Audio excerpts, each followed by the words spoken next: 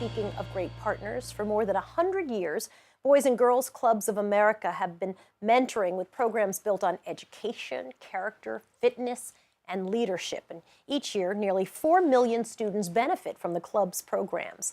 Sheba Turk is with our next guest who grew up at his Boys and Girls Club. Sheba? That's right, Soledad. I'm joined now with Brian Ball from Atlanta, Georgia, a man who knows the difference that mentorship can make because it made a difference in his life. Thank you for joining us, Brian. And tell me how you first got involved with the Boys and Girls Club of America. Well, my dad, before my parents divorced, my dad signed me up and my two sisters for the Boys and Girls Club, and my mom had no idea about it. And he signed us up a little bit before, and then he was gone. And so it was kind of like the last present he gave me, and he didn't even know what it would do for me. So Wow. It's amazing. All right, and I understand you had a first mentor at the club named Mr. J. Tell me about him.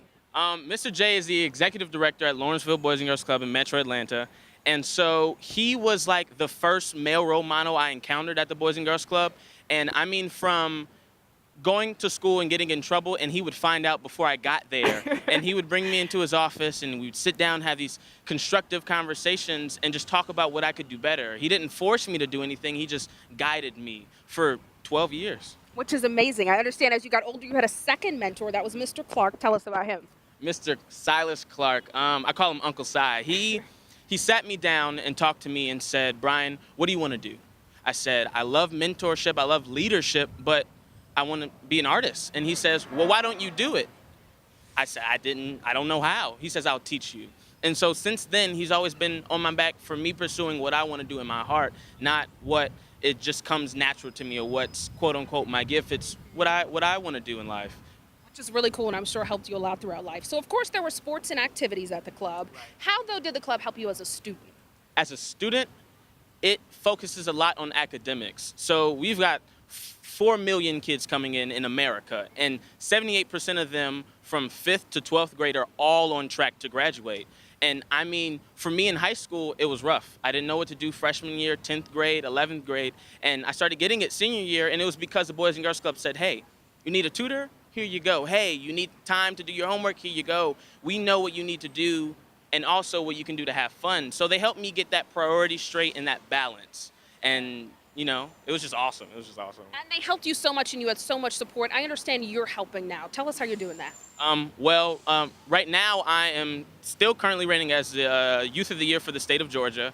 And I've been giving back to my Boys and Girls Club since I've been able to, really. And as a photographer, my talents, but more so working with the teens at my Boys and Girls Club because they're the future. You know, I want to let them know what I was told, and so they can do the same thing. And for the past 4 summers, I worked at Camp Kiwanis, where I directly affected kids' lives in the outdoors, and just being there for them because of the backgrounds they come from. They might not have anybody as a mentor. And so here I am being a father figure when I didn't grow up with my dad. So that's what the Boys and Girls Club did for me. That is amazing. Brian, thank you so much for sharing your story, and it's so great to see what you are doing for the community now. Guys, we know you have stories of your own with your mentors, so make sure you share those online today on social media. You can use the hashtag #AmGrad. We want to hear your stories. But for now, we are going to take a look at how NBA Hall of Famer Shaquille O'Neal grew and grew, all thanks to the club. Hello, hello, hello. Hi, hi, hi. Oh, how are you? How are you? Nice to see you. No spinning. That's how you hit it. What you gonna be when you grow up? Basketball player. You gonna be better than LeBron? Better than Kobe? Better than me? Better. No. What? He's gonna be better than you. Yeah, say yes. 1, 2, 3, 4, 19. No, 5. I don't know how to count. You're gonna have to teach me how to. 2, 3, 4, 5. Oh, 5. Jameer and Faith sitting in a tree. K-I-S-S-I-N-G. First time love, first time love. Then come baby and a baby carrot. This ain't what you want, buddy. Steph Curry. Wow! Steph Curry, this ain't what you want. All right. We're right here in the Boys and Girls Club. You came here. What did it mean to you to have this club? This is the place where it all started. Both parents had jobs, couldn't afford babysitters. Good thing for me, I live right across the street, Clinton and Avon, right there. Those projects right there. So I was instructed to, after school, come here and wait till one of us can get you. And There's a lady by the name of Miss Banks. She's still here. Sure is.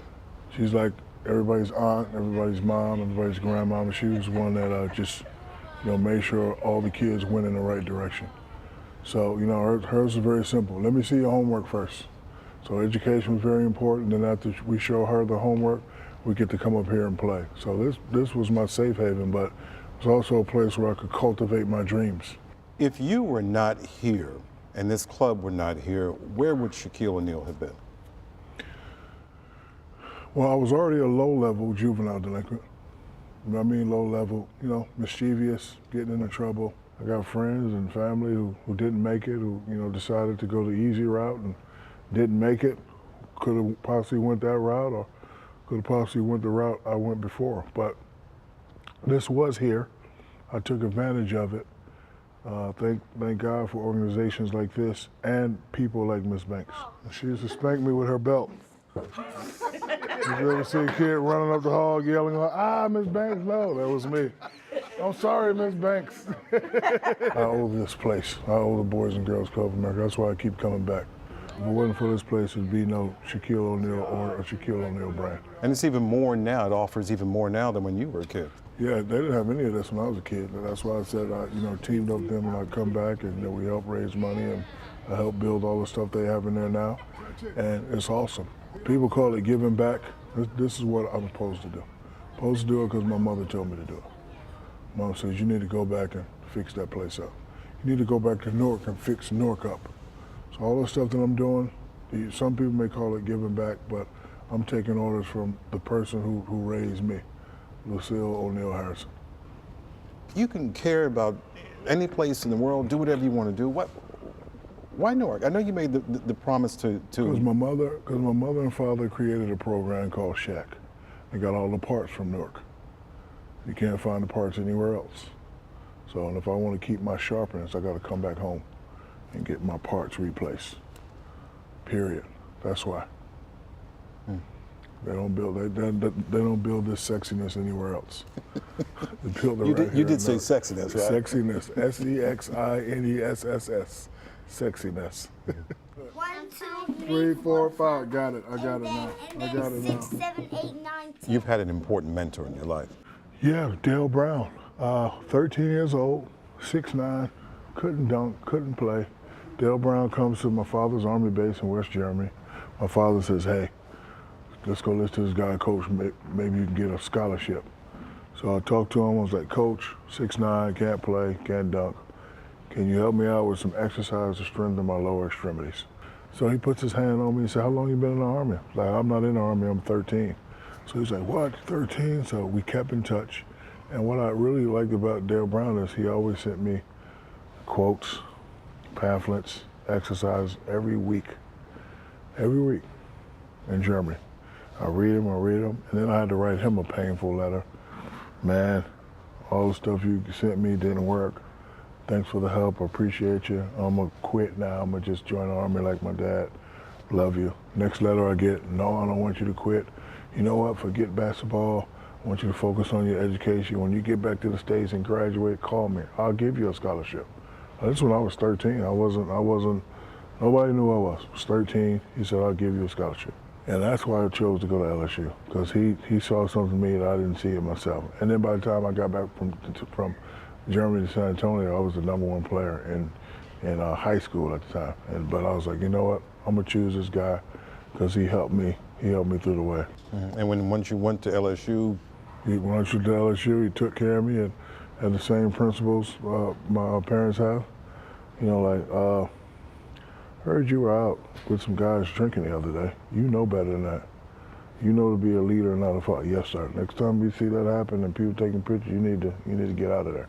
You know you don't drink. I don't want you around that crowd. Yes, sir. So he was very, very tough.